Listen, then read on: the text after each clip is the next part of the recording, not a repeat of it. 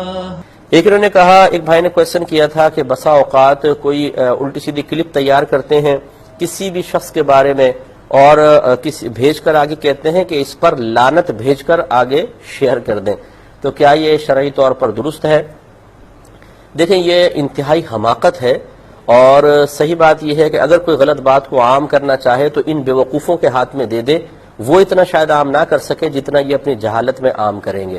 اگر آپ ایک بات کو غلط سمجھتے ہیں تو اس غلط بات کو آپ کیوں آگے شیئر کر رہے ہیں کہ 10 آدمی اس کو سنیں گے؟ میں اس بات کا شدید مخالف ہوں کہ اگر کوئی بالفرض نبی کریم صلی اللہ علیہ وسلم کے اس شان میں کوئی گستاخی کر دیتا ہے، جیسے کارٹون وغیرہ بنا دیے، کچھ کر دیے، تو آپ کسی کو کہیں کہ جا کر دیکھو۔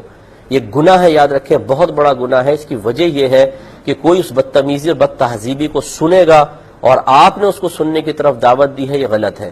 اور اس قسم کی چیزیں ڈالنے والے عموماً یہی چاہتے ہیں کہ زیادہ سے زیادہ لوگ ان کو دیکھیں اور ان کی طبیعتیں خراب ہوں، اشتعال پیدا ہو، ذہنوں میں انتشار پیدا ہو۔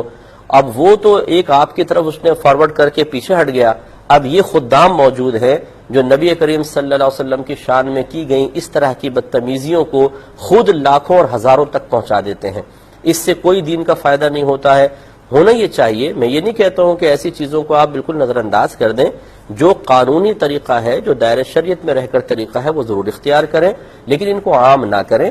میں اکثر سمجھاتا ہوں، اگر خدا نہ خواستہ کوئی آپ کے والد صاحب کو گالی بکرا ہو، اس کی ویڈیو بنا لی گئی، اس نے آپ کے والد صاحب کے کچھ ایسے مناظر کلپ کہیں سے لے لیے ہیں جو مناسب نہیں ہے کہ کوئی اور دیکھے، اور اب آپ کو وہ کلپ مل جائے، تو کیا آپ اس کو 100 کو، 200 کو، 1000 کو اس لیے فارورڈ کریں گے کہ دیکھو میرے والد صاحب کی یہ کلپ فلاں نے بنا کے بھیجی ہے، ذرا دیکھو اور اس کے اوپر لعنت بھیجو، یا دیکھو اور اس کو برا بھلا کہو، اسی گرفت کرو؟ کبھی بھی نہیں۔ آپ اس کو چھپائیں گے کہ یار میرے والد صاحب کی چیز کوئی اور نہ دیکھے، کوئی میرے والد صاحب کو گالیاں بکرائے، یہ کوئی اور نہ ملاحظہ کرے۔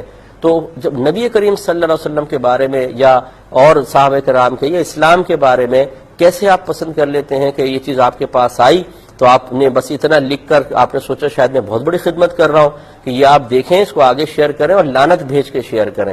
ارے بھائی، تو اس سے فائدہ کیا ہوگا؟ تو ہمارا یہ مشورہ ہے، بہرحال عموماً ہمارے بھائی بہت زیادہ ذہین ہو چکے ہیں، ہم جیسے علماء اگر کوئی مشورہ دیتے ہیں تو ان کی ذہانت ہماری ذہانت سے بہت اوپر ہوتی ہے۔ ہم دائرہ شریعت میں قرآن و حدیث کی آیات اور حدیثوں، ان سب چیزوں کو، مفہوم کو مد نظر رکھ کر کوئی مشورہ دے رہے ہوتے ہیں۔ یہ اتنے سمجھدار ہوتے ہیں کہ نہ ان کے پاس قرآنی دلیل ہوتی ہے نہ حدیثی، اور دلیل بھی دیتے ہیں تو بوگس ترین، لیکن یہ ہم جیسے لوگوں کو کہتے ہیں کہ یہ غلط کہہ رہے ہیں، ہم صحیح کہہ رہے ہیں۔ ان میں دین کا جذبہ کم ہے، ہم میں زیادہ ہے۔ ان میں خوف خدا کم ہے، یہ بہت زیادہ میدان معاشر کا خوف رکھتے ہیں، تو نصیحت قبول نہیں کرتے اور یہ سلسلہ جاری و ساری رہتا ہے۔ میں یقین سے کہتا ہوں میدان معاشر میں آپ کا سر شرمندگی سے جھکا ہوگا جب ان بدتمیزیوں کو آگے کرنے کی وجہ سے جب آپ سرکار کی بارگاہ میں پہنچیں گے، اگر سرکار نے یہ آپ سے سوال کر لیا کہ تمہیں تو چاہیے تھا کہ اس چیز کو فوراً ختم کر دیتے، لیکن تم نے ہزاروں کے سامنے میری اس چیز کو پہنچایا، جو میری بدتمیزیاں میرے ساتھ کی گئی، تم نے اس کو کیوں پہنچایا؟ کیا جواب دیں گے آپ؟ اب آپ یہ کہیں گے جی اس لیے تاکہ یہ ختم ہو جائے۔ پہنچانے سے کبھی ختم ہوا ہے؟ آپ بتائیے۔ تو اس لیے ذرا تھوڑا سا اس میں توجہ فرمائیے۔ آپ جتنا چیز کو زیادہ آگے بھیجیں گے اتنا ہی وہ عام ہوگی اور اتنا ہی زیادہ کسی اور کو فائدہ پہنچتا ہے، ایسا ہرگز نہیں کرنا چاہیے۔